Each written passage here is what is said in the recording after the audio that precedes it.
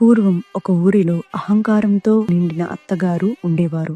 ఆమెకు 5గురు కోడళ్ళు. ఆ అత్తగారికి తాను చేసే పూజలే గొప్పవని, తనలా నియమనిష్టలు పాటించేవారు మరొకరు లేరని అహంకారం ఉండేది. కార్తీక మాసం రాగానే అత్తగారు ప్రతిరోజు 4 కోడళ్లను వెంటబెట్టుకుని నదికి వెళ్లి ఆడంబరంగా దీపాలు పెట్టేది. చిన్న కోడలు పోలి చాలా మంచిది, అణిగిమణిగి ఉండేది. కాని అత్తగారు అసూయతో ఆమె దీపారాధన చేయకుండా ఇంట్లో పూజా సామాగ్రి ఏమీ లేకుండా చేసేది. అయినా పోలి బాధపడలేదు.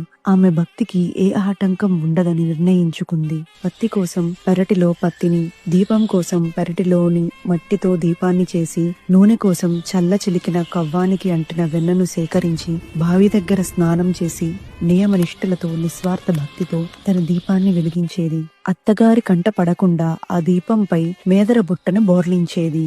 కార్తీక అమావాస్య రోజు వచ్చింది.